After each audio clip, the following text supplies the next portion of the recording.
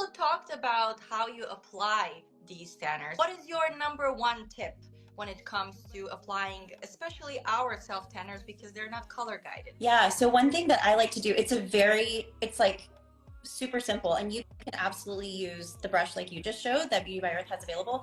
I just use like a little cheapy makeup brush that I already have on hand, and this is now my self tanner brush. This is my Beauty by Earth brush.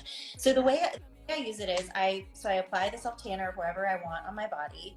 I make sure to wash my hands really well because I don't want it to get all over my palms and look strange in that way.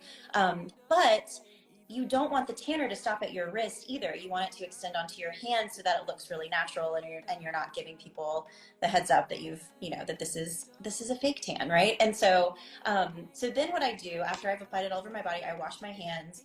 Then I take my little brush, I put a little bit of self tanner directly on the brush, and I kind of dab it on my hands, and I make sure to get like all around my fingers, in between them, all along the wrist line really well, like front and back, so that that's really covered.